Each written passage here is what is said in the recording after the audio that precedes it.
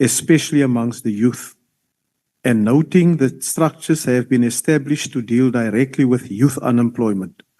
What progress has been made on the appointment of the National Youth Development Agency, the NYDA board, and support will the NYDA be given by her office to enhance their work to deal with the economic challenges facing the youth after the appointment of the board? The Honourable Minister. Thank you very much, Chairperson. Following the adoption of the list by Parliament, the list was then sent to the President, who, in terms of the NYDA Board Act of number 11 of 2024, the President appoints the board after recommendation of list received from Parliament. And we believe that at this moment, the President is still applying his mind, of course, because there are quite a number of other issues that are before the President. Then, as the executive authority for the NYDA, the Minister in the President responsible for women, youth, and persons with disabilities performs oversight of the NYDA, which entails facilitating transfer of funds to the NYDA, ensuring that the NYDA reports to Cabinet and Parliament, for instance, on its annual performance plan and strategic plan, supports the NYDA on engagements with national and international stakeholders, e.g. outreach and multilateral activities. The Minister also ensures that the legislative mandate of the NYDA is implemented by providing strategic direction and support to the NYDA through the board that is in terms of the Act must perform its fiduciary duties. Thank you very much, Chair. The first supplementary question will be asked by the Honourable F.L. Shabangu. Thank you, Honourable Chair. Honourable Minister, the overall mandate of the NYDA is the implementation of the Integrated Youth Development Strategy. What has been your department's assessment of the implementation of the Integrated Youth Development Strategy by the NYDA? And is it still relevant to deal with the youth economic challenges? Thank you, Chair. The Honourable Minister. Thank you very much, Honourable Shabangu. The NYDA's assessment of the Integrated Youth Development Strategy is that it enabled the various provinces and sector departments to develop their provincial sector-specific integrated youth development strategies. What we noticed in the past is that there were gaps in planning because there were few targets in the annual performance plans of different departments. However, that is changing, informed by the medium-term development plan that is now prioritizing youth, and also knowing that we now have the Public Procurement Act and other legislation, and this one is setting aside 30% for youth and to be allocated to youth. So yes, indeed, we're seeing some improvement in that, and therefore the Integrated Youth Development Strategy is still relevant because there's still a need to support and empower young people so that they can transition smoothly into adulthood and participate in growing the economy of the country. Thank you very much. Thank you. The next supplementary question will be asked by the Honourable Spies. Thank you, Chair. Honourable Minister, given the NYDA's 5-year strategic plan prioritizing economic transformation, job creation and entrepreneurship, alongside a decreased budget and limited private sector funding engagement, can you outline specific measures your office will take to ensure that the NYDA delivers tangible results in job creation and entrepreneurship development? And how will you hold them accountable? And furthermore, support NYDA initiatives addressing socioeconomic challenges faced by South Africa's youth, driving economic transformation despite the budget constraints? Thank you. The Honourable Minister. Thank you very much. I think the first thing will be that the NYDA should do more with little. That's the first one. But the second is that alongside many initiatives that NYDA is implementing, we will be supporting them in ensuring that they do that within the limited budget. But also NYDA is in partnership with quite a number of institutions, and will also be encouraging that it works in partnership with a number of institutions.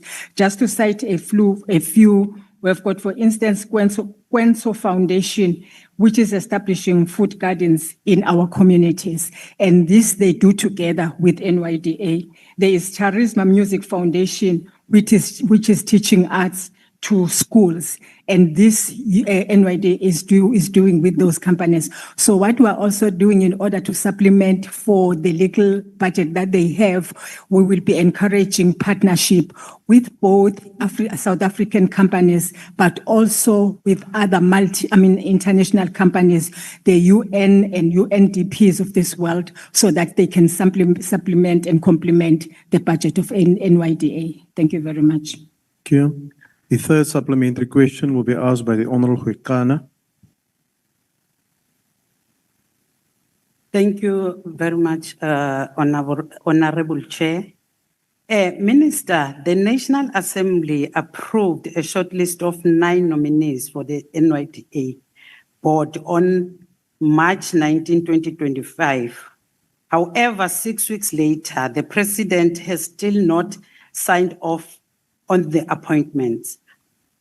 Meanwhile, State South Africa Labour Force Survey indicates that youth unemployment has reached a staggering 46.1%. What urgent action will the minister take to accelerate the presidential appointment of the new board and to prevent any further paralysis in NYDA programs aimed at tackling this record youth joblessness? Minister, President disappointed. Amagame begawa expectile in those appointments. Aweko. Honourable Member, your time is now expired. Thank you. I can diving. Maga sign up a lot of The Honourable Minister. appointments. There is no paralysis at NYDA. There is a board at NYDA, and that board will remain in place until we appoint a new board. So there is an interim board. So the President is, the NYDA is with the board that we have, and there is no paralysis at NYDA. The President has a right to apply his mind. I don't think that the President has any interest on specific names. And the President is definitely going to communicate with the National Assembly, and that is going to happen. But there is no paralysis at NYDA. There is an interim board at NYDA of people that have been there for the past 3 years, and therefore they know and understand NYDA.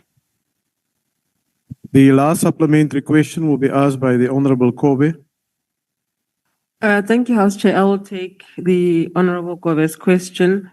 Minister, thank you for the impassioned response to the last question.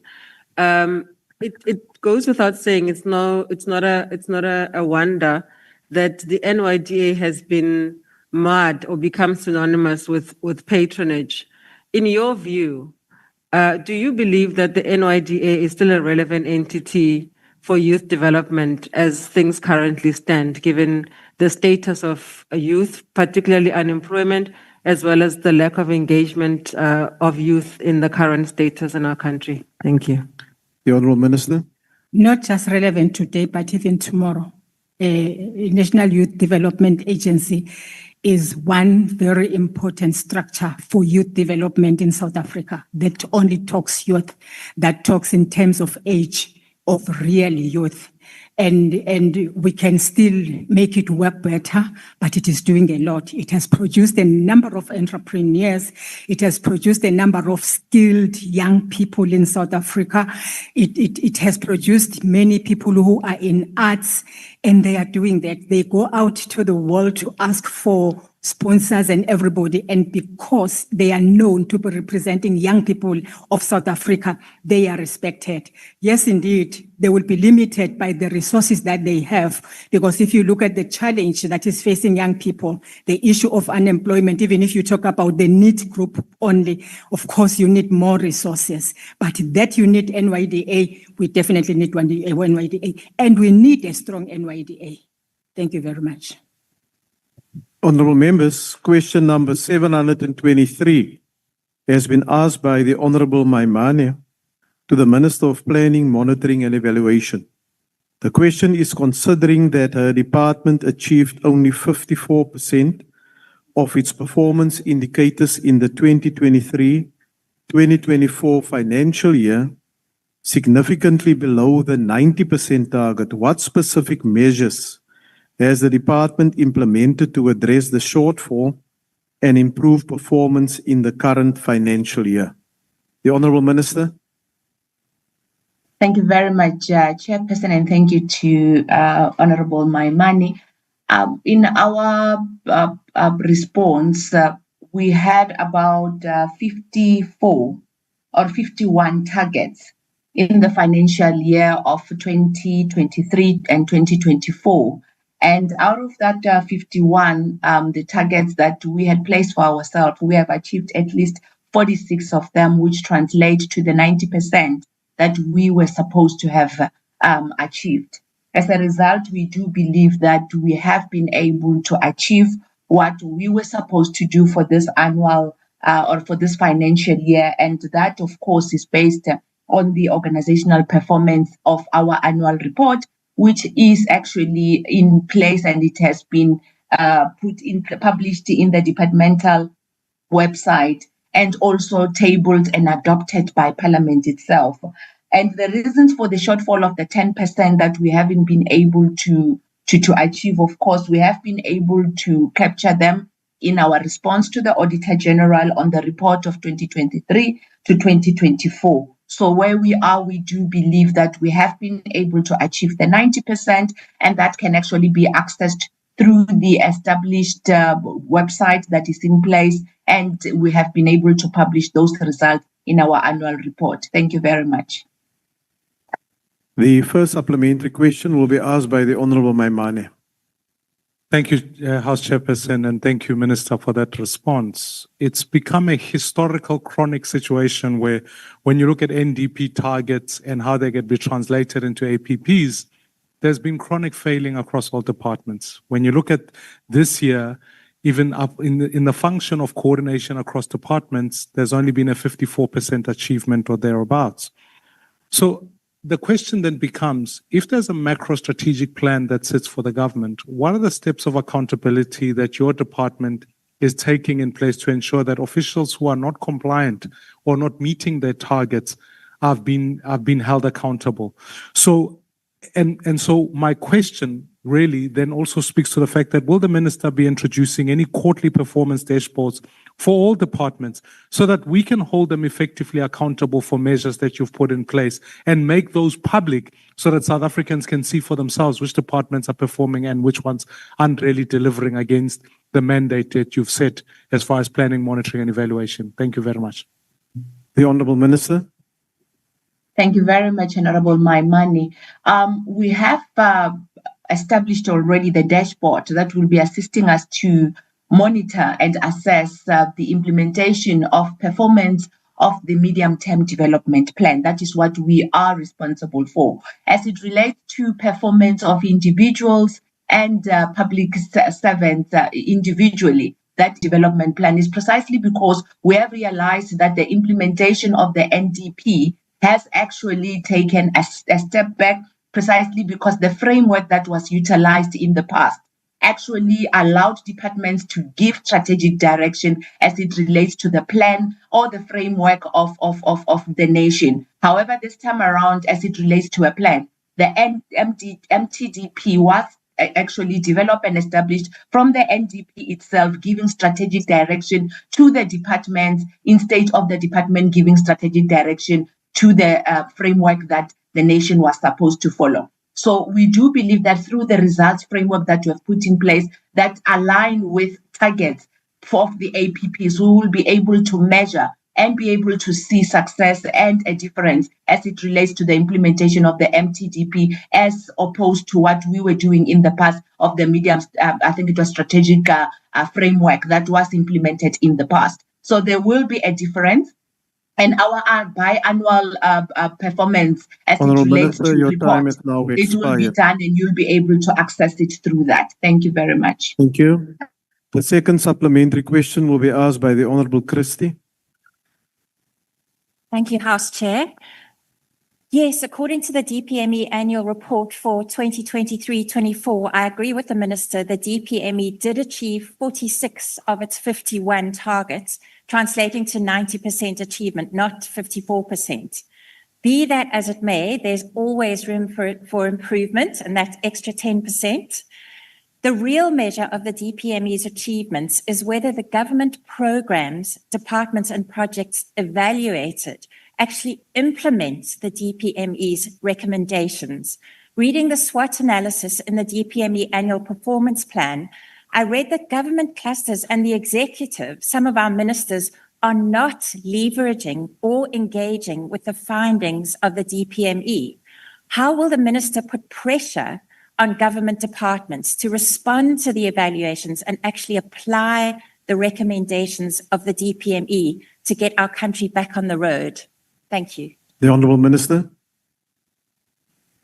Thank you very much, Honourable Christie. Of course, through structures such as the portfolio committee that we have that we are reporting to in Parliament, we do expect and we have requested that coordination be made with other portfolio committees so that we can get assistance as it relates to ensuring that our recommendations are actually implemented. However, on top of that, the President have already agreed, and we have done it. We've first started we did that last year in the past financial year. We have a performance meeting that we have an assessment with the President, the Deputy President, where our framework is actually being assessed by the President and the Deputy President. And of course, that result framework that is put in place have got priorities where we then now have the Minister, the Deputy Minister, and the DG to actually be able to respond to why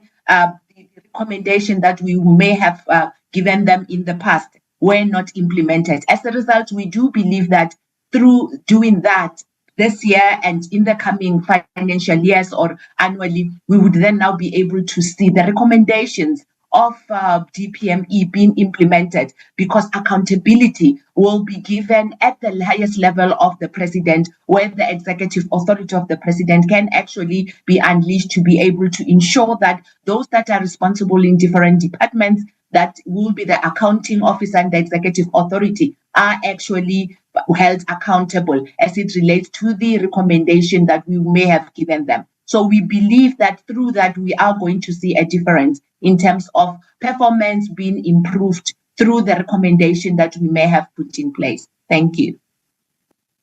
The third supplementary question will be asked by the Honourable Matuwane. Bulele kuwe sihlalo. Mphathiswa, in your assessment, is the department sufficiently capable of fulfilling its mandate of government-wide planning, monitoring and evaluation within the existing legislative and operational framework? Earlier in the House, you said that there was an agreement between the GNU partners, but when the Minister of Public Service was answering questions, the DA had different ideas as to what CETA is supposed to do. So would you say that there are any deficiencies in this capacity in your department that contribute in the inability to meet your functions?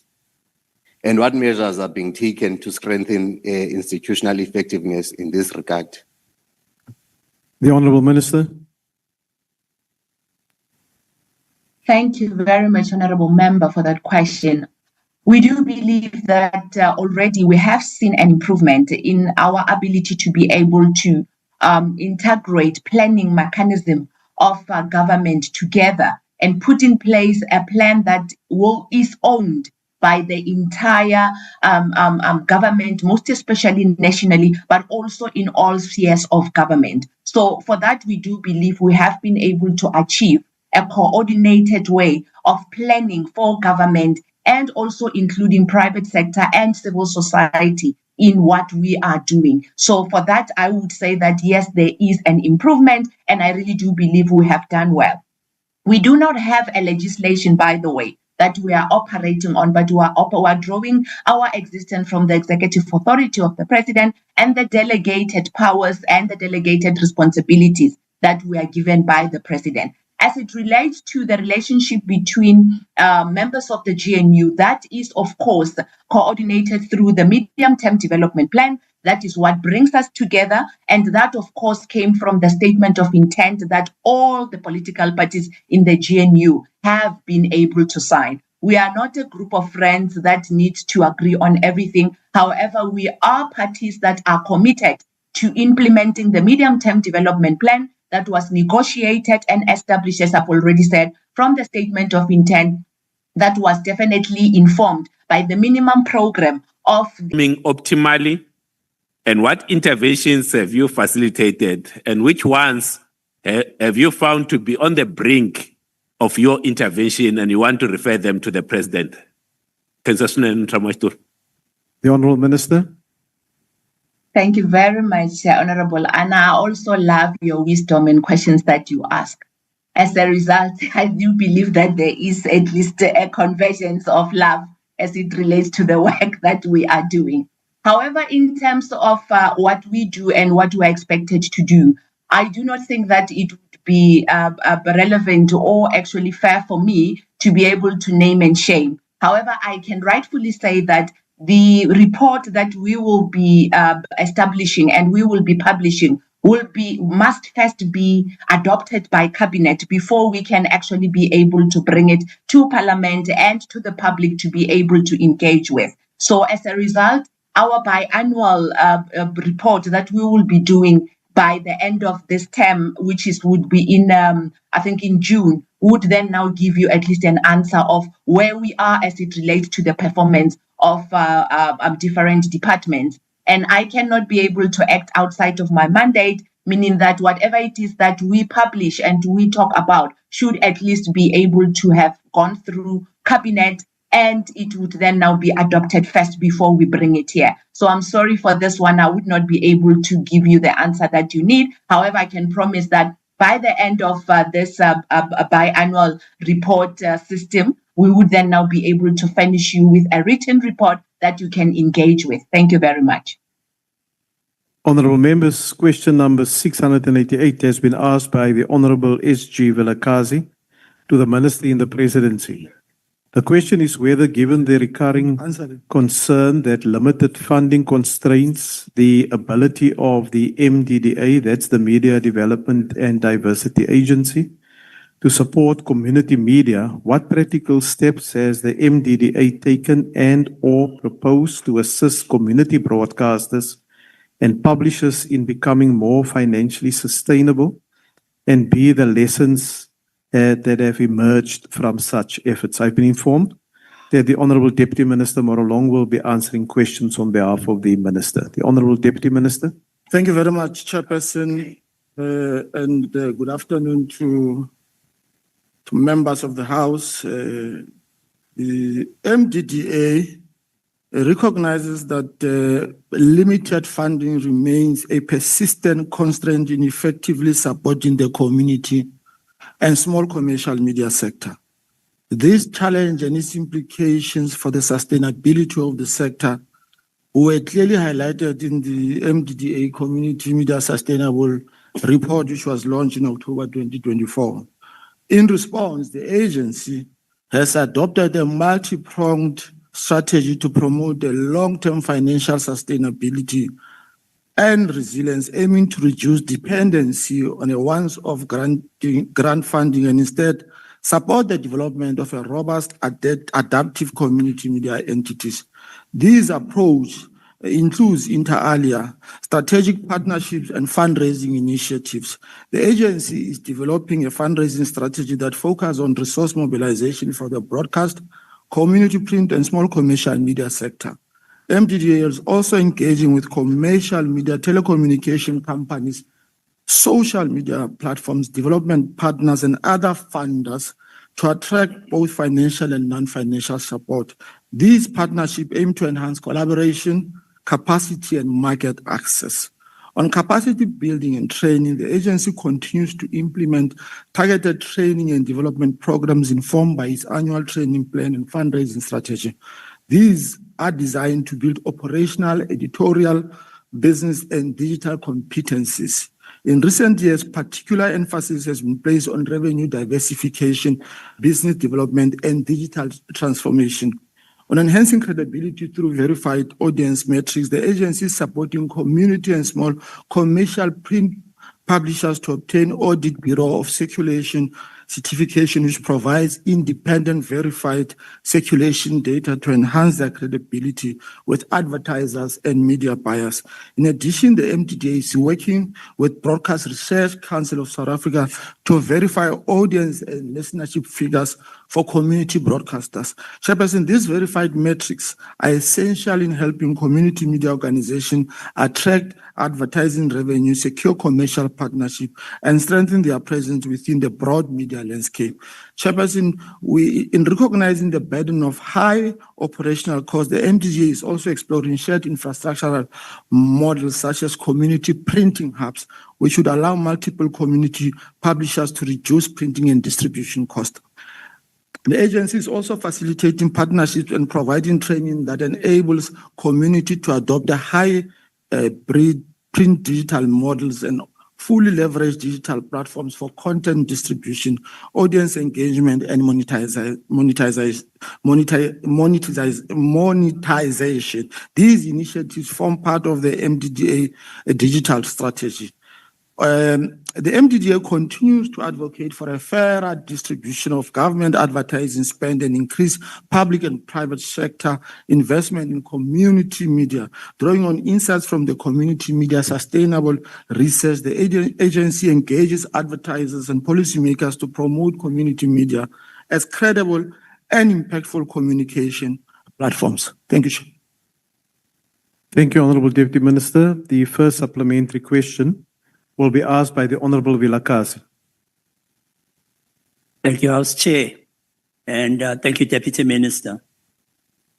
While the initiatives you mentioned, Deputy Minister, are commendable, what systems are in place to track whether community media outlets are actually becoming financially sustainable, especially in terms of reducing their reliance on donor grants or increasing local advertising revenue?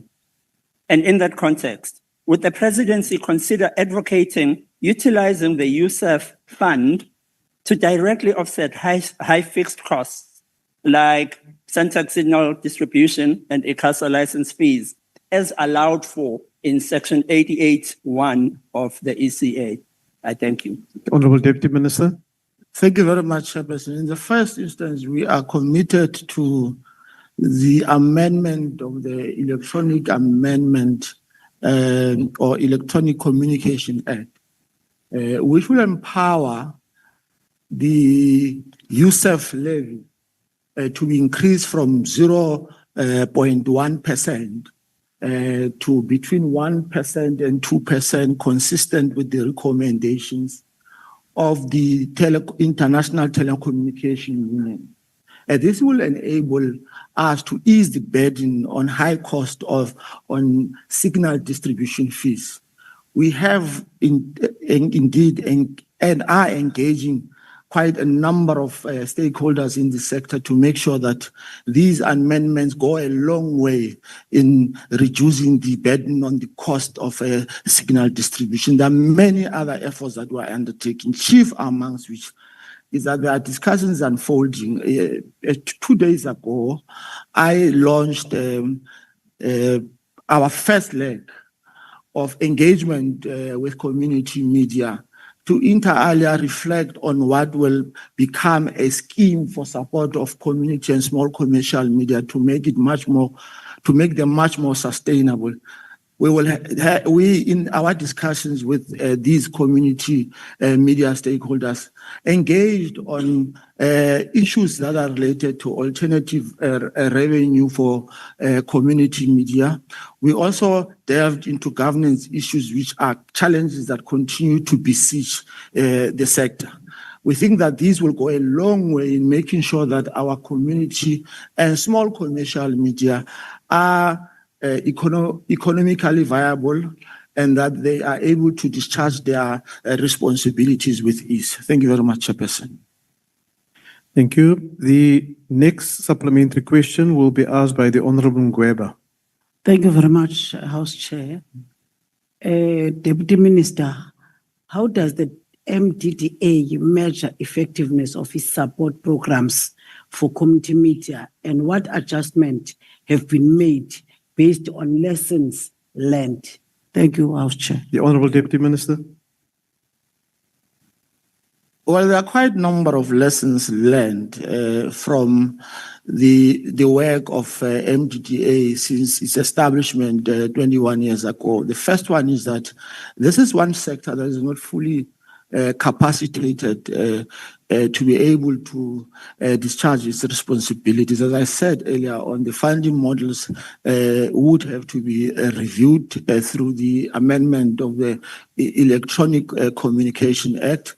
The second point I wish to make is that we will have to then focus on making sure that we build alternative revenue for community media. We've also are besieged by challenges that relates to the issues around governance. You would know that community media has got a market share of about 25% of the South African audience.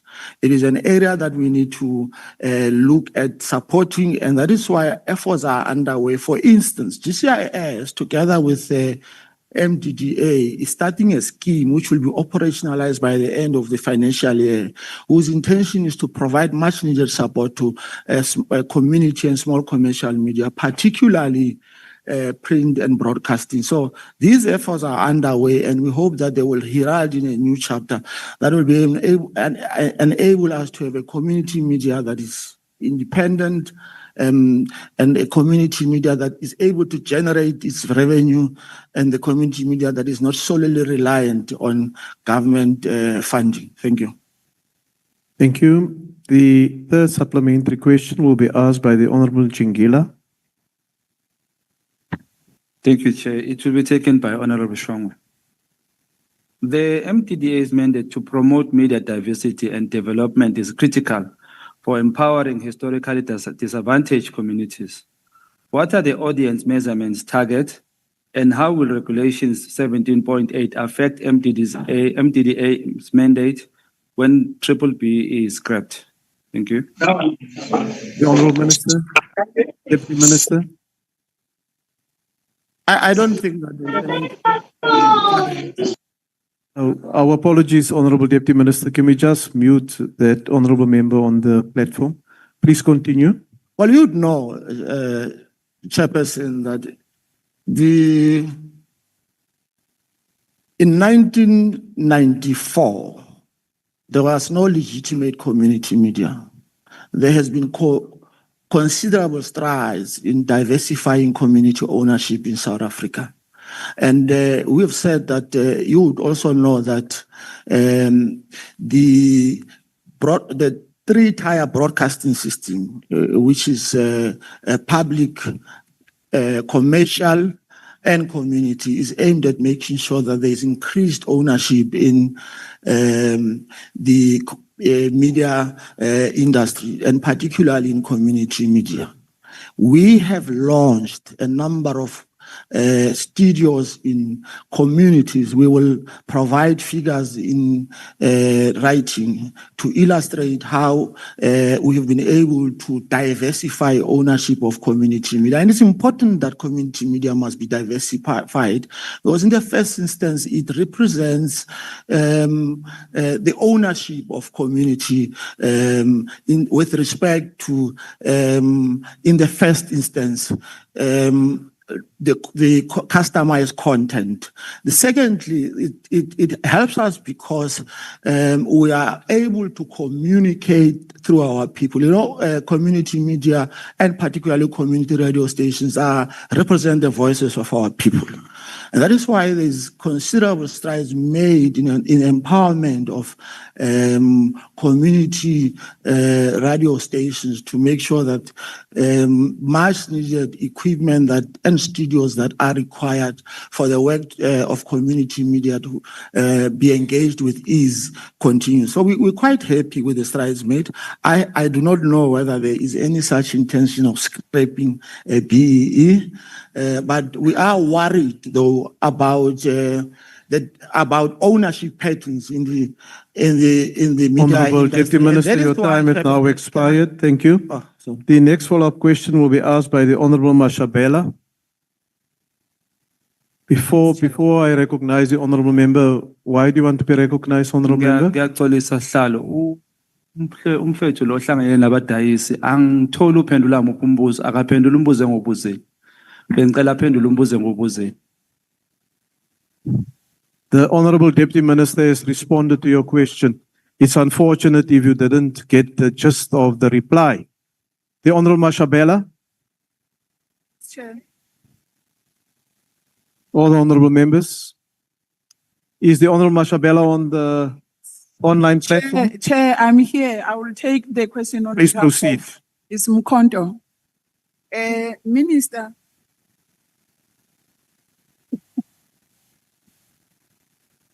All the Honourable Members. Minister. Is the member of the EFF. Please proceed. Mkonto is my surname, Chair. Water. All the Honourable Members. In your first response, you talked about the limited resources coupled with the fundraising strategy that you have engaged on. My question is, in your view, is the MDDA functioning effectively as an instrument to support community broadcasters? Additionally, could you provide examples of success stories where new local media entities were established and sustained under the guidance of support of the MDDA? And I hope, Minister, as a person who is dealing with this on a daily basis, you won't tell me that you will give me written answers, because you are working with this on a daily basis. Thank you. The Deputy Minister. Well, I have no intentions. I have no intention of giving you written answers. Since its establishment, we've supported 530 community media projects in South Africa. And evidence is there to interface with. In fact, Chair, let me go further and say that 207 community radio stations that we have funded that continue to be a beacon of hope for our communities. We continue to provide training. I, in fact, have alluded to the fact that 2 days ago, I presided over engagements with the community media sector. Those engagements were inter alia aimed at providing much needed training to community media practitioners. This training would be on matters that are related to governance. There would be matters that would be related to editorial and business acumen training. So there is considerable work done, and there are studios that we will be launching in the next month to demonstrate the continued work and the strides that MDDA continue to make in really uplifting the community media sector. Thank you very much, Chair. Honorable members, question number 677 has been asked by the Honorable Dunjwa to the Minister of Planning, Monitoring and Evaluation.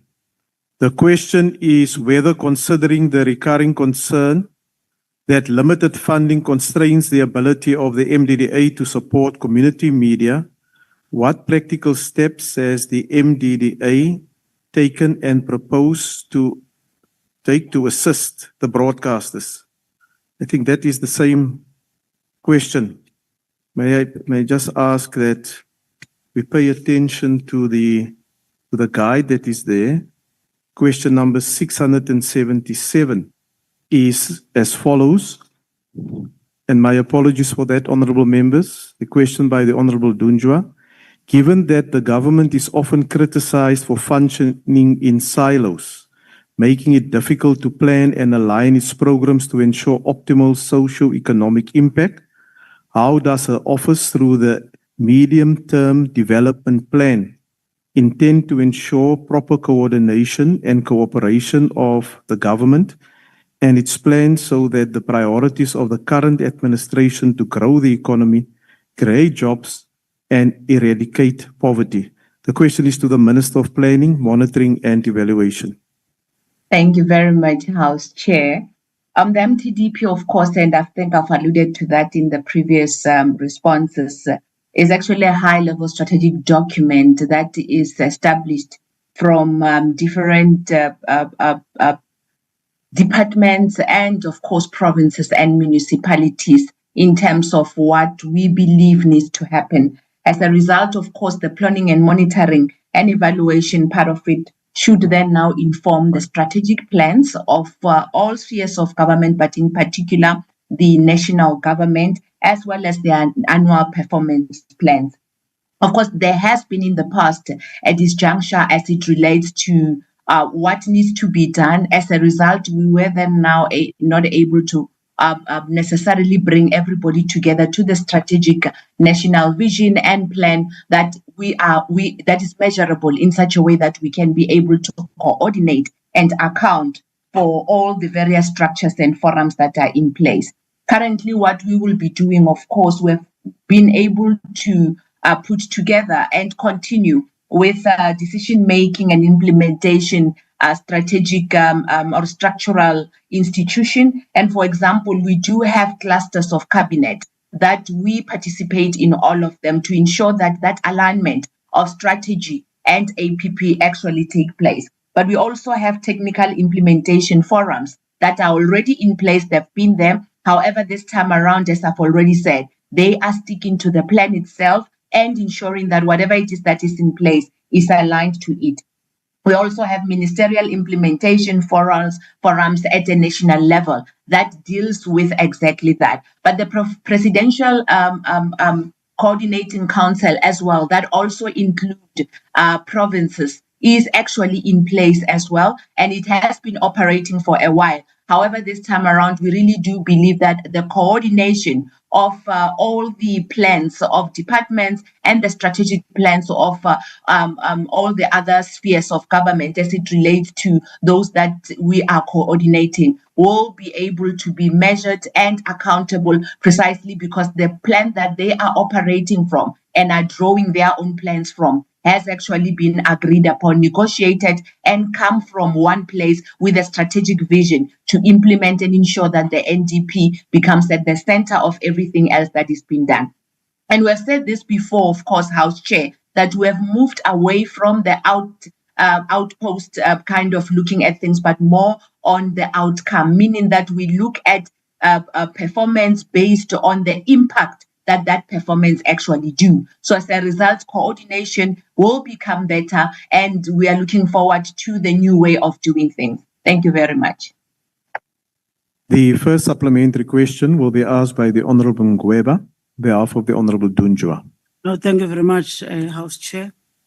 Honorable Minister, how will government address the potential challenges and risks that may impact the successful implementation of the MTDP, such as fiscal constraints or external economic shocks, and how government departments respond to the plan? Thank you, House Chair. The Honourable Minister.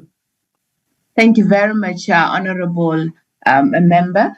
Indeed, of course, the DG cluster that we have in place will monitor, of course, cross-cutting issues in the MTDP, but equally so, we really do believe that through the new unit that has been put in place and the presidency in particular on the spending reviews, we would then now be able to monitor and ensure that accountability is seen before we can even come up with reports. As a result, early warning systems will also be in place to ensure that if ever there is any constraint that is due to budgeting processes, we are then now able to actually come together to be able to intervene in what is needed. Of course, as it relates to the fiscal framework and the operation part of it, this spending review that will be put in place would also be able to identify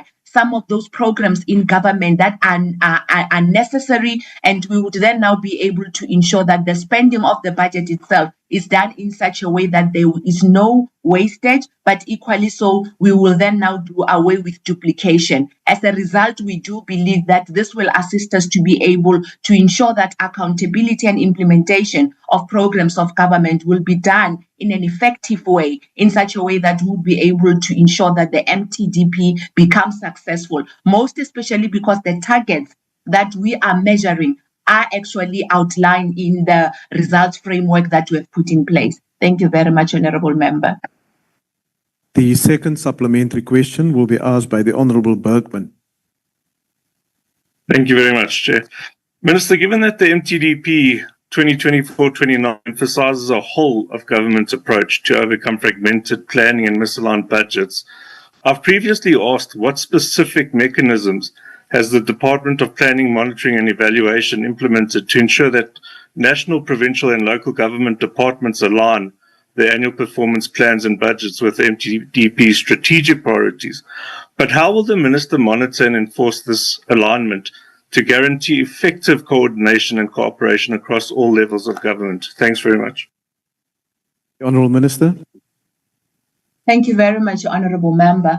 One thing that has been different, and I must say that we pride ourselves with, is that the MTDP itself has been a process of negotiations with different stakeholders, and I think I've alluded to that. We have gone through provinces, sat down with provincial government, as well as with some of the metros that we have. As a result, what we have has actually come from a process of realities that are happening in all spheres of government. And as I said, I've already alluded to that.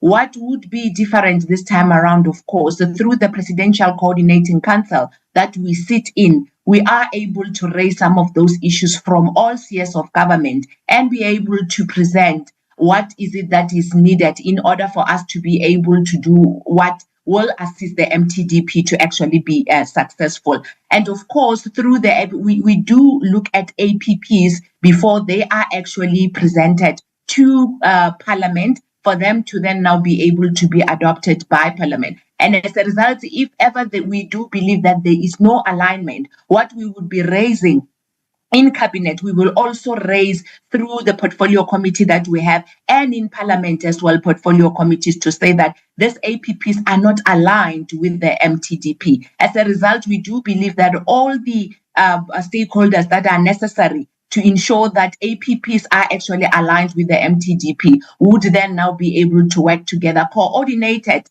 in a fashion that an impact will be seen this time around. Thank you very much. The third supplementary question will be asked by the Honourable Ghana.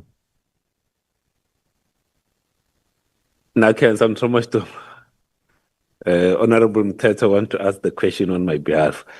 Minister, taking into account that the medium-term development plan, the endpoint is much closer to the endpoint of the NDP, the National Development Plan, is your department working on a new NDP that might very well end around 2050, that takes us from the end of the 2030 for the next 20 years beyond 2030? And when will that work begin? Thanks very much. The Honourable Minister. Thank you very much, Honorable Ghana. Of course, the national dialogue, as you may be aware, will be convened by the President with stakeholders that will be representing the entire society. And that would be one of the platforms where we will derive and establish that which we should start working on and design a framework that would allow us to be able to start with negotiations and consultations of actually coming up with a national development plan post 2030 that would reflect that which is desirable and the South Africa that we want to live in. But most of all, it would have been a process that would have been transparent and all inclusive. Because if you can look at the current NDP, I mean, that not NDP, MTDP speaks of an inclusive way of doing things. So as a result, we will definitely be looking forward to the national dialogue that will be convened by the President and with all the other stakeholders to be able to draw up a framework that would allow us to come up with an NDP that is going to reflect all of society kind of approach in terms of coming up with what government needs to do. So yes, indeed, in the next coming few months after when the national dialogue process has actually been finalized, we will start with our own processes of ensuring that we do come up with a framework and the start of negotiations of coming up with a new NDP. But this time around, we'll also be looking at scenario planning of coming up with these different scenarios. As much as the NDP will be there, different scenarios that are long-term will also assist us to be able to choose a better way of ensuring that the plan that will be put in place would then now be able to assist the nation to move forward as a society, not only as the state. Thank you. The last supplementary question will be asked by the Honourable Nkosi Buthelezi. Chair, can I take that assembly? The colleague seems not be having a challenge with the connectivity. I'm sorry.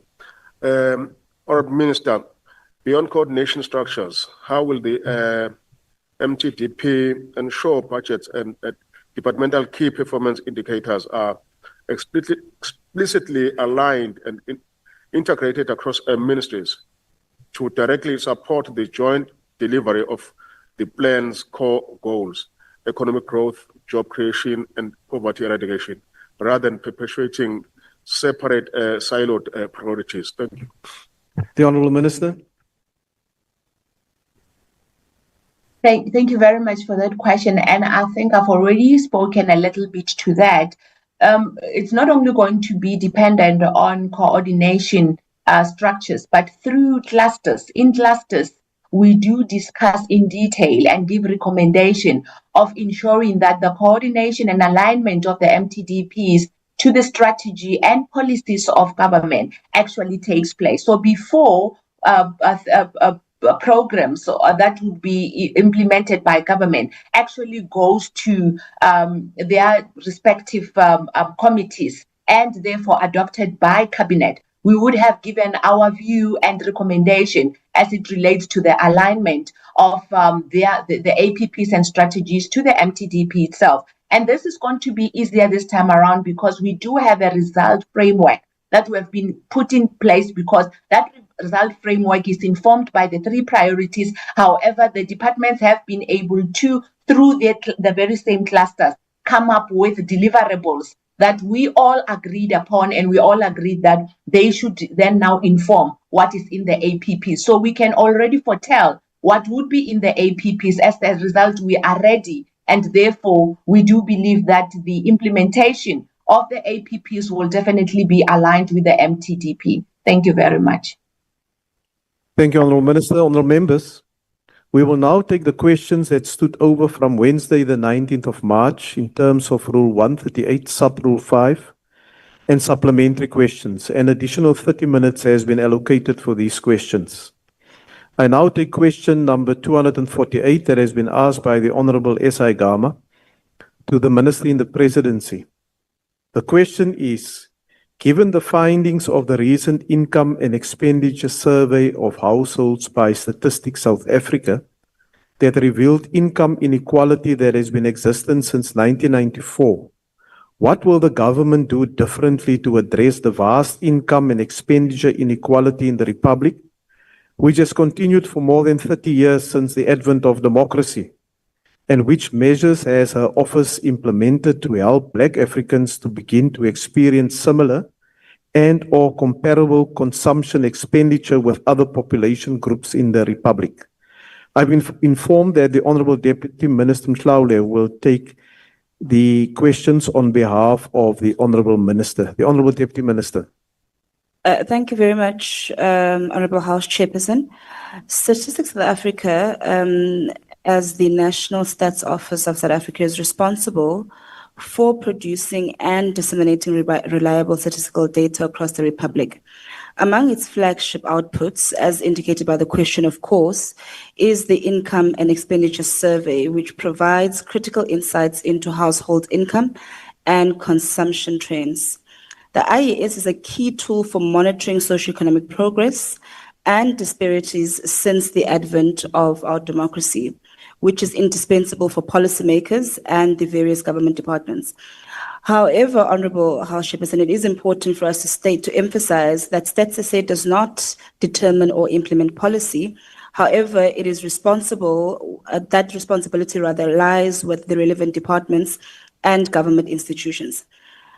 In light of the persistent income and expenditure inequality detailed in the 2023 IES, it is now imperative for government to recalibrate its policy responses using the data to design targeted interventions that address the entrenched structural inequalities that we speak of. Having said the above, the findings of the IES present a renewed call to action for our government.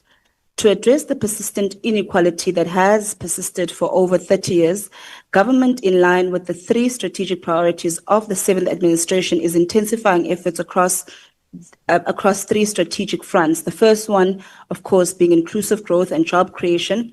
And we are doing this by fostering economic development which is employment incentive. Government is targeting the expansion of job opportunities for historically disadvantaged groups, particularly Black Africans. This approach seeks to ensure that greater participation in the economy translates into increased income and consumption levels for the majority. The second one being reducing poverty and the high cost of living.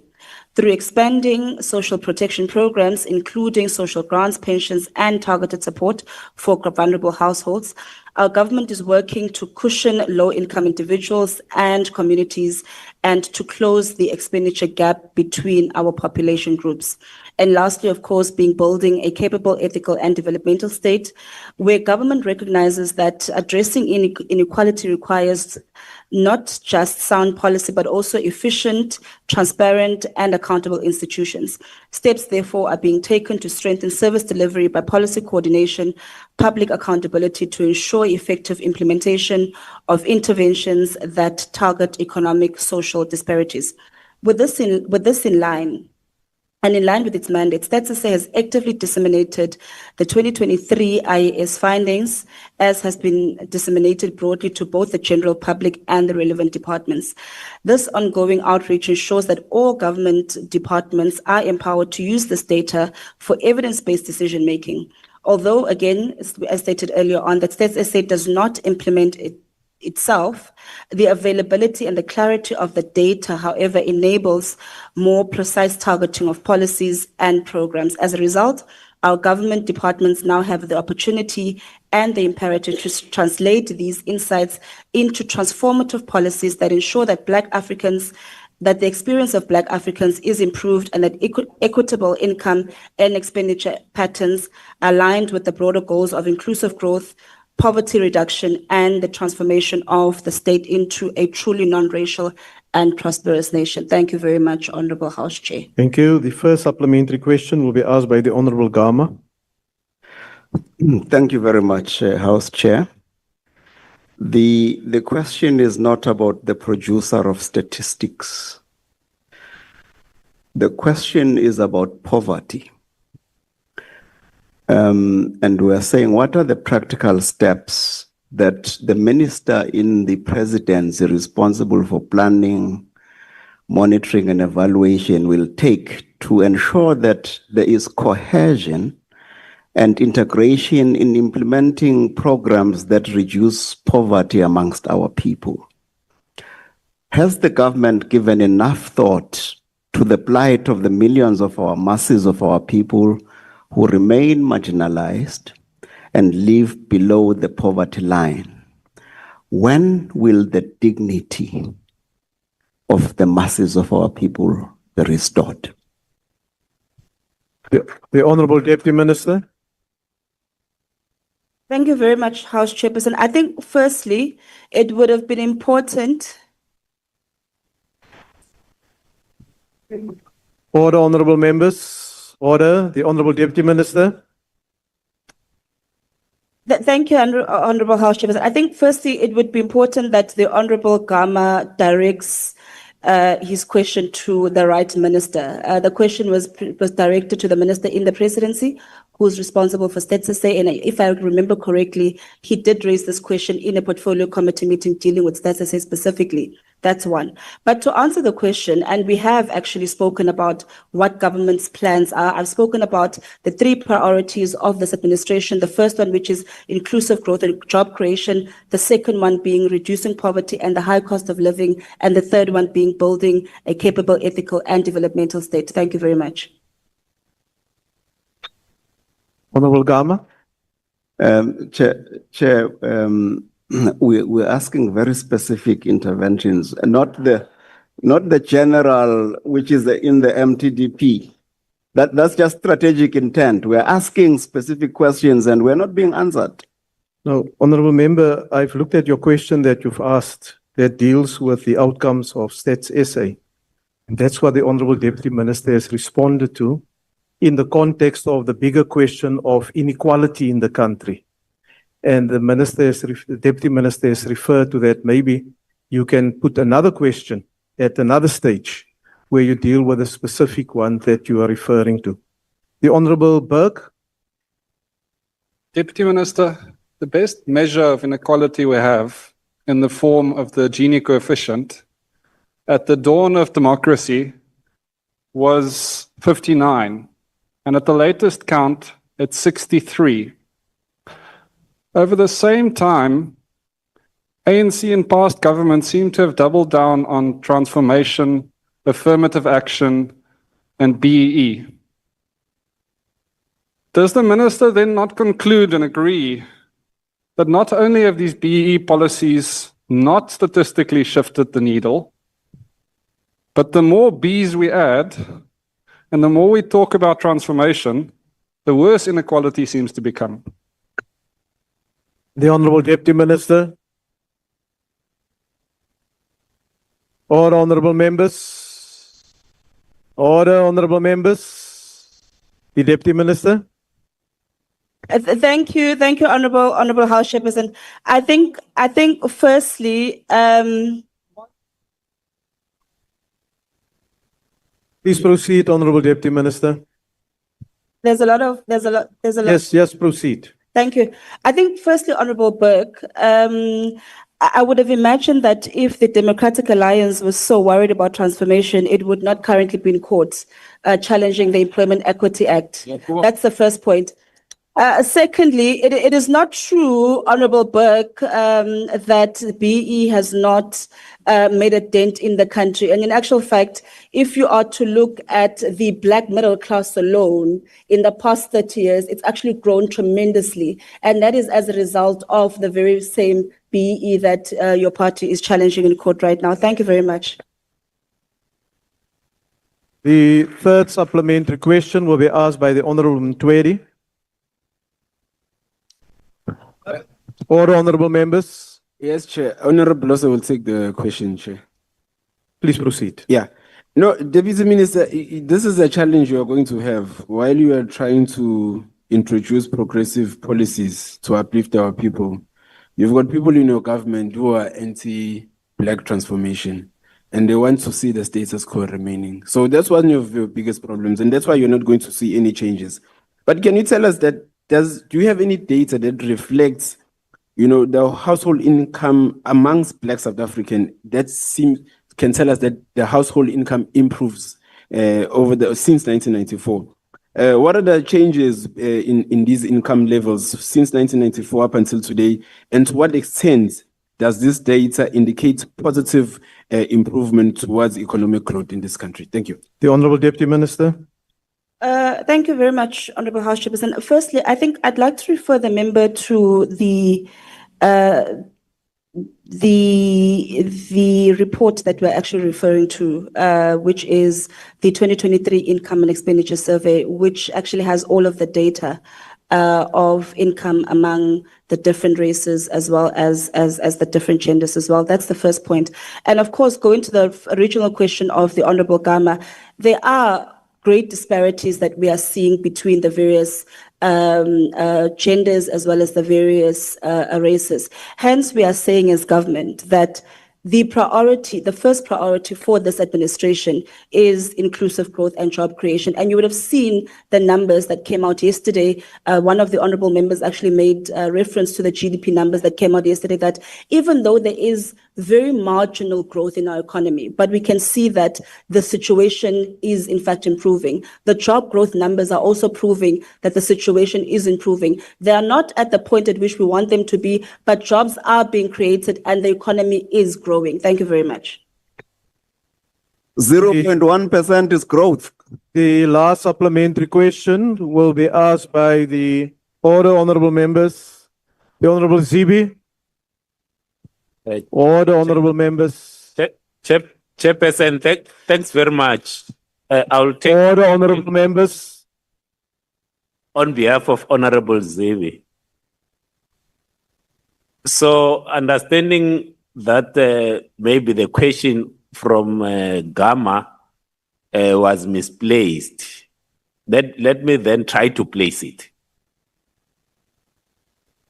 To say, in the last couple of years, Stats SA has been crying around its capacity.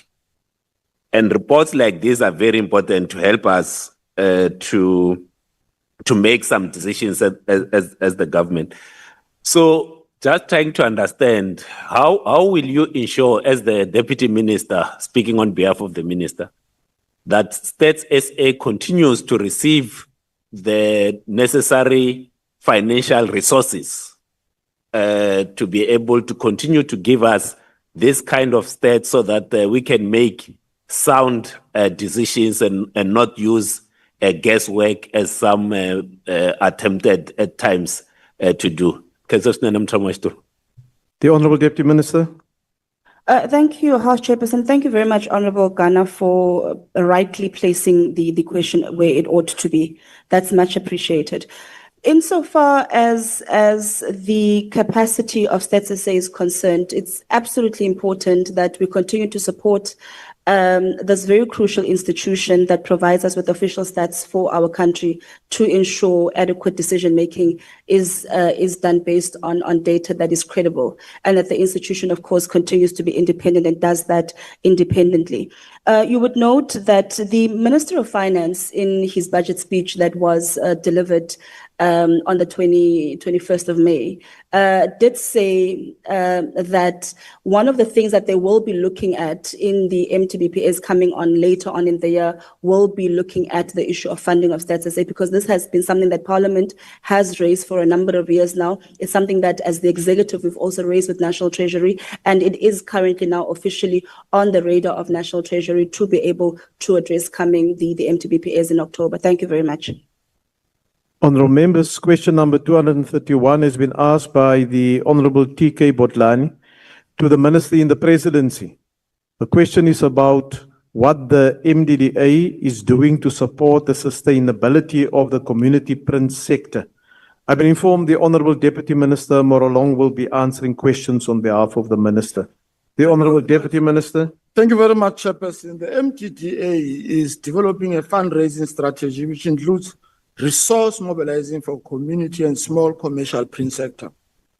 Additionally, the agency is implementing a multifaceted plan to support the sustainability and growth of the community print media sector in South Africa. These comprehensive interventions are aimed at driving transformation, reducing cost, and ensuring the long-term viability of the sector, which plays a critical... Honourable Deputy Minister, My attention is being sought by the Honorable Ghana. What is No, the I was problem? just saying the DM can put the mic closer to him. Oh, sorry, We are sorry. struggling to hear what he's saying. Thank you, my friend. These comprehensive interventions are aimed at driving transformation, reducing cost, and ensuring the long-term viability of the sector, which plays a critical role in promoting media diversity and access to information, particularly in underserved communities. The MDDA is currently supporting community and small commercial print to obtain ABC certification, which provides independently verified circulation data. This is critical in helping these publishers build credibility with advertisers and media buyers and ultimately unlock sustainable commercial and partnership opportunities. The agency engages regularly with strategic stakeholders to mobilize additional financial and non-financial resources for the community media sector. This effort follows a period in which support for the commercial print sector ceased altogether, with stakeholders attributing this to ongoing revenue challenges. These partnerships aim to expand through capacity building, mentorship, and access to industry network and expertise. In line with its mandate, the agency continues to invest in targeted training and development programs designed to improve the operational, editorial, and business acumen of community media practitioners. The capacity building work is strategically guided by the agency's training plan and is closely aligned with the on-ground needs of the sector, ensuring that interventions are responsive to current issues and contribute directly to the long-term sustainability. These programs aim to empower community media organizations with the knowledge and tools required to operate effectively and adapt to evolving media landscape. Drawing on the insights from the Community Media Sustainable Model Research Report, the agency is actively lobbying for a fairer distribution of government advertising spend, including advocating to advertisers to incorporate community media into the marketing mix as a strategic and impactful channels and increase public and private sector investment. These efforts aim to secure consistent financial support and enhance the overall operating environment for community print media. Thank you, Chair. Thank you, Honorable Deputy Minister. The Honorable Botlani.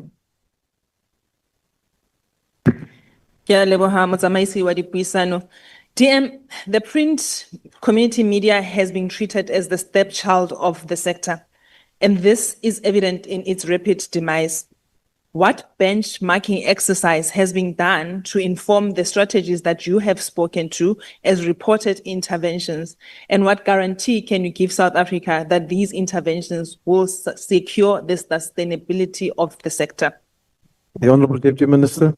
No, thank you very much, Chairperson. Let me first indicate that we have established through the Minister a steering committee on the transformation and revitalization of the digital and print sector. And I had an opportunity to have a conversation with CEO of leading print companies in South Africa in February to discuss the ailing print media sector.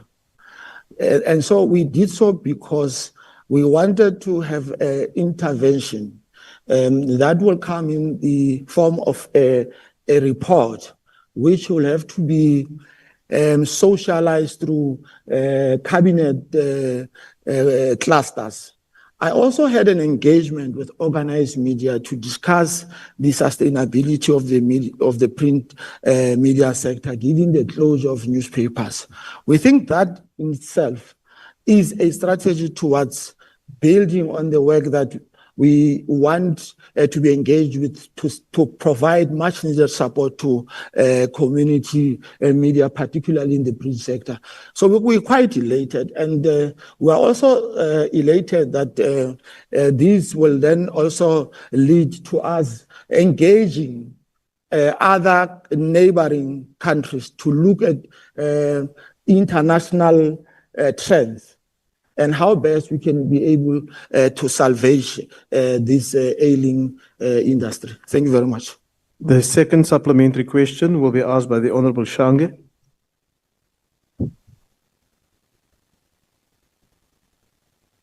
Shongwe. Thank you, Chair. I wonder you told him. Now, the original question was supposed to be taken by the Honorable Ndlela. Yes, sir. I You was said given a Shange. supplementary name. No, you said Shange, so. Yes, that was what was given to me, sir. Shongwe. You may proceed. Okay, thank you, Chair. Honorable Minister, within the context of media transformation, how is MTDA making sure that the historically marginalized voices, especially Black-owned, women-led, and township-based community print projects, are being prioritized and not left behind by mainstream media consolidation and urban biasing of investment? Thank you, Chair. The Honorable Deputy Minister.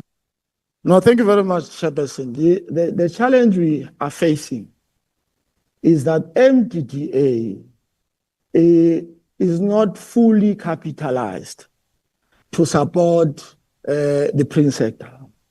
Whilst we are concerned about the fact that there is little contribution towards the sector, you would know, and international trends would also dictate to the fact that countries are spending money to support community media through public funding. We have MDDA that is appropriated 48 million rand by this House to support community and small commercial. That cannot be enough. I mean, if you look at France, if you look at Netherlands, if you look at Mali, the main source of funding for community and small commercial media is public funding. So what we need to do is to reflect on the funding model and to discuss as this House whether we are doing justice in supporting community media, particularly the print sector, given the fact that this sector is experiencing challenges, not just at the community media level. We have seen closure of newspapers in this country, and this is attributed to the fact that there's little support. And that is why we have met with CEOs of companies to inter alia discuss ways and means of saving this ailing print sector. So these discussions and this conversation is quite important, but government must put money where its mouth is, especially because we are talking about rural communities, we are talking about peri-urban communities. This support must be demonstrable in the amount of funds that we allocate towards the sector. Thank you very much. The third supplementary question will be asked by the Honorable Marais. Thank you, Chairperson. Minister, can you indicate how many local or community radio stations have been shut down in South Africa since 1994, and what key challenges contribute to their closures? Furthermore, what specific funding, capacity building, or regulatory support mechanism has the Media Development and the Diversity Agency implemented to sustain and promote the viability of local media, especially in rural and underserved areas? Thank you, Chair. Honorable Deputy Minister. Well, there are quite a number of community radio stations that have been operational since 1994, 230 to the extent. And please allow me, member, to answer your member, because you are rudely interrupting me. And so there are 230 community radio stations that have been funded since 1994. And of that 320, there are about 175 that are operational. And this is merely as a result of the attributes that we've articulated. In the first instance, on the sustainability issue, we've spoken about the fact that there are issues with revenue collection. And we are saying that our strategy, let's make an example with community media with respect to print.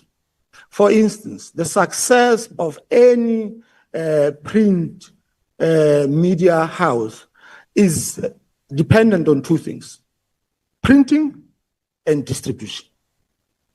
And so if government, and this is what government continues to do, so government will continue to work with the private sector to make sure that we have a printing press to ease the burden on the print media. And I think we've gone to town to articulate what we have done with community radio stations. We've alluded to the fact that we continue to give studios state-of-the-art studios to community radio stations to enable them to do their work. We will be launching one here in Cape Town, which is called Sibonele. In the next, Chairperson, can I please be protected? I mean, this is... Order, honorable members. You asked the question, the Deputy Minister is responding. We will provide a list of community... Order, honorable members. We will provide a list of community radio stations that we have funded, and that list is available on the website of MDDA. It is also available, Chairperson, if you will need it. Honorable Deputy Minister, your time is now expired. The last supplementary question will be asked by the Honorable Zibi. Order, honorable members. Order. Order, honorable members. Thanks, Chair. DM, please tell us, why would you want to build capacity for community print media? So you didn't have this capacity when print was on the up. Print is dying. People are reading the news on their phone. Why would you want to invest in capacity for print media? Shouldn't you be assisting the community media to move digitally and leave the entire print to die its natural death? The Honorable Deputy Minister.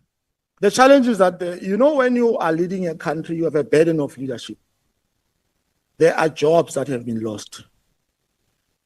You also have far-flung areas, and you cannot impose the type of medium that you want communities that are far-flung, that have no access to internet. You just cannot. And that is why there's a need for you to do your utmost best to save jobs, to do your utmost best to save an ailing print media, to make sure that there is dedicated advert spend on saving this print media. So if you say, well, let's not invest money, let's digitize. We can talk about digitization and we can go to town about it. You cannot leave out communities that are in far-flung areas that have no access to the internet.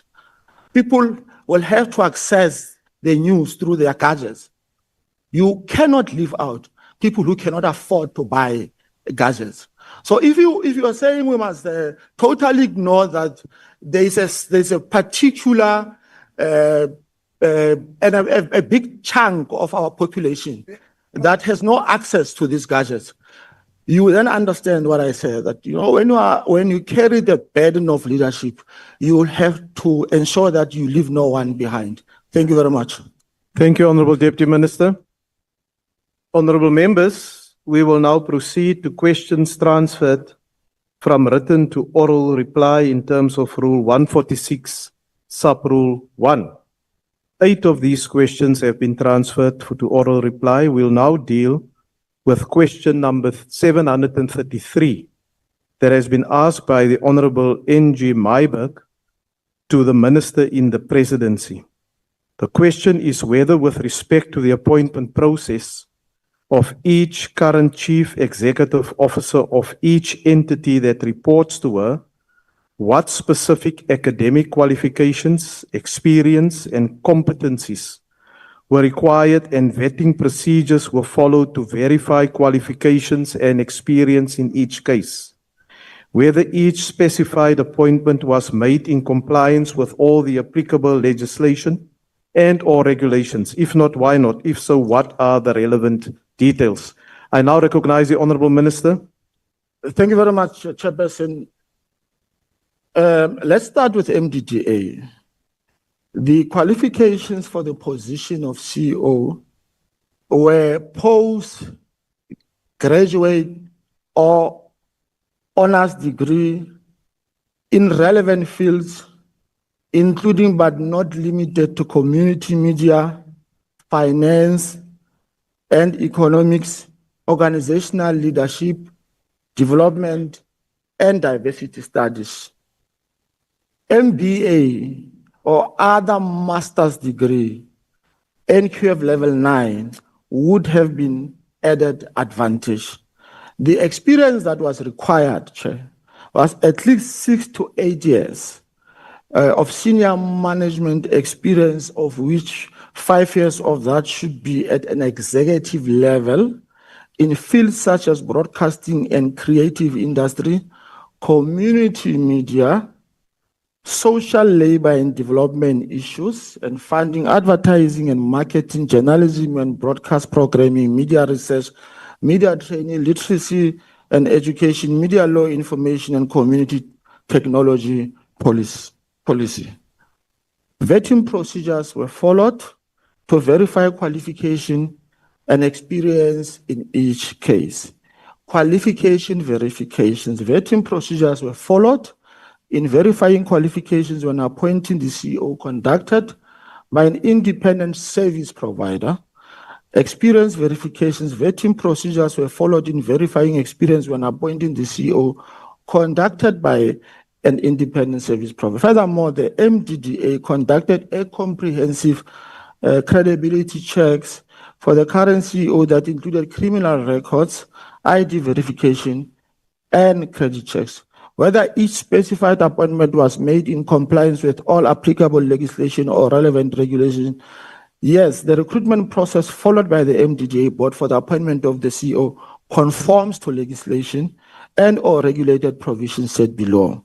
The MDDA Act enjoins the board to appoint a person qualified and experienced in accounting and financial matters, and insofar as possible qualified or experienced in the field set out in this section as Chief Executive Officer of the agency, possess suitable qualification, expertise, experience in fields such as community media, social labor, developmental issues, media economics, financial management, funding, advertising, marketing, journalism, broadcast programming, media research, media training, literacy and education, media law, and communication technology.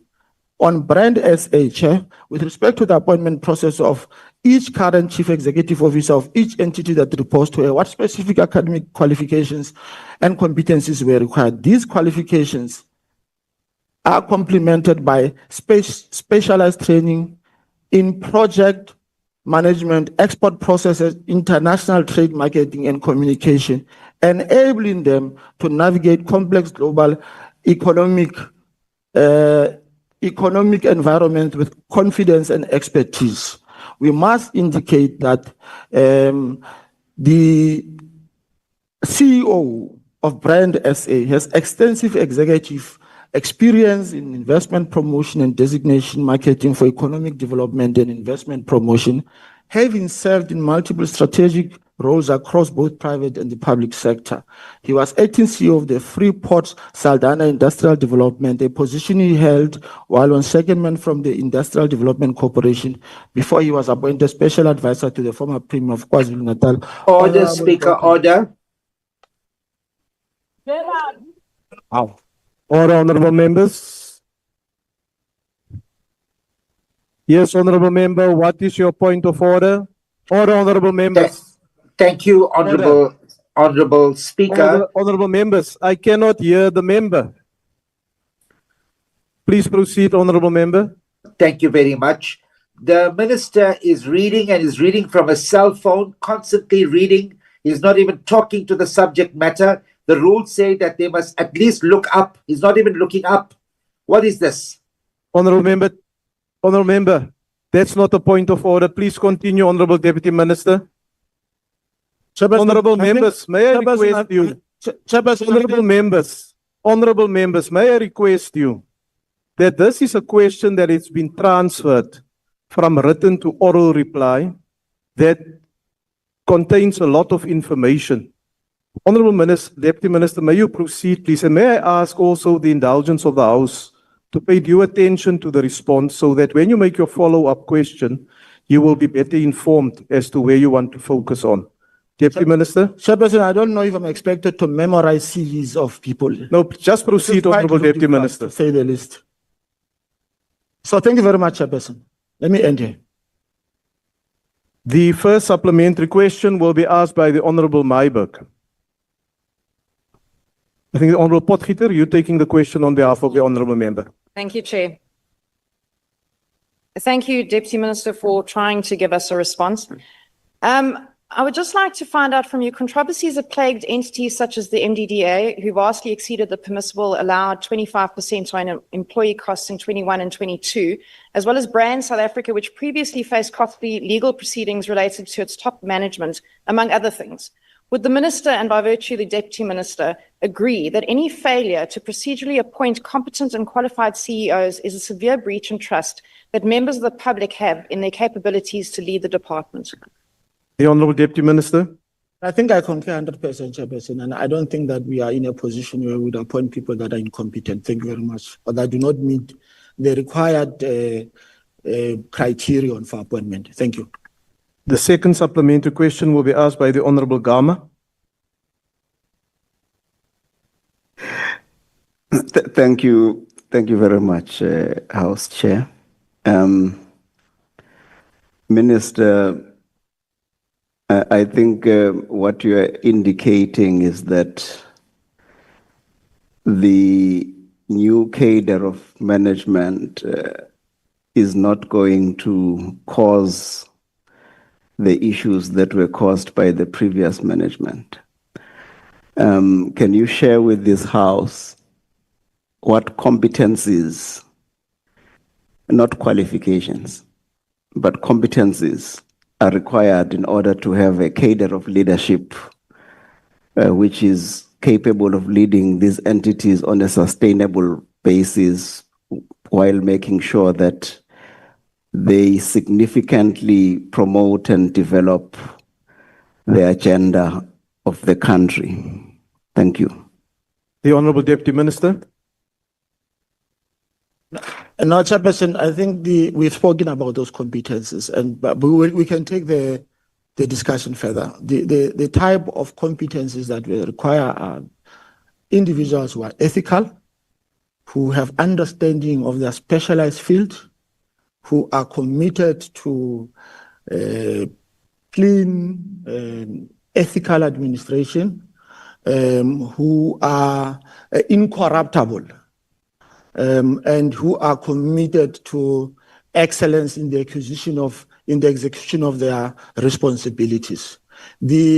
As I said, the qualifications and the criterion of these individuals speak for themselves. Thank you very much.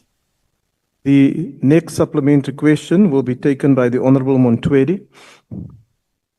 Thank you, House Chair. I will take the question on behalf of the Honourable Montwedi. Deputy Minister, since you talk so much about integrity and honourableness, I must at least say thank you that you haven't referred us to Google to go and see what the definition is, like your colleague had done. But Deputy Minister, in cases where the appointment of a chief executive officer in entities reporting to your department was found to be non-compliant with applicable legislation or regulatory frameworks, what corrective action has been taken? Can you please cite a specific example of an irregular CEO appointment and clarify to us whether any such appointments have been subject to legal challenge, internal audit findings, or formal review processes? And if so, what were the outcomes of these interventions? Thank you. The Honourable Deputy Minister. Well, Chairperson, I think... Honourable Deputy Minister, can you just speak into the microphone, please? Well, Chairperson, I think we must first start with Brand SA. The appointment of the CEO of Brand SA has not been legally challenged. And there are consequently no reason for any form of recourse. And let me take it further. With respect to the appointment of the CEO of NYDA, there is a legal challenge. But there's an established protocol in this House that matters that are sub judice must first be exhausted by competent courts of laws. So we are saying of law. So we are saying that this matter is sub judice and we would not want to further engage on it. But we have met with the board. I met with the board 2 months ago, and I got an undertaking that the board fully supports the appointment and is fully fair with the requirements and the criterion of this appointment. So the answer is that the MDDA position of CEO is currently under legal challenge, and we would not want to make further pronouncements in this regard. The last supplementary question will be asked by the Honorable Zibi. Thank you very much, House Chair. I just wanted to ask the Honorable Deputy Minister whether they have had any consultations or concerns about the fact that the State Security Agency, which is responsible for the vetting of officials, appears to take an inordinately long time to process the vetting of officials, to the extent that allegations of malfeasance emerge before people have been vetted while they are in position, even though Cabinet has years ago taken a decision that the chief executives of state entities and senior government officials must be vetted. Thank you. The Honorable Deputy Minister. Thank you very much, Chairperson. Honorable Zibi, we concur with you that the delay in the vetting process has got far-reaching implications for the expeditious completion of the recruitment process. We also wish to reiterate that these are discussions that are currently ensuing with the state security to make sure that there's improved response to the vetting process. Thank you very much. Honourable members, the other questions that were transferred from written to oral reply have since been replied to, and the members have received their responses. If you get the green paper that contains the responses to questions, it will be published in there. Honourable members, I now request you to stand and wait for the presiding officer and the mace to leave the chamber. That concludes the business for the day, and the House is adjourned.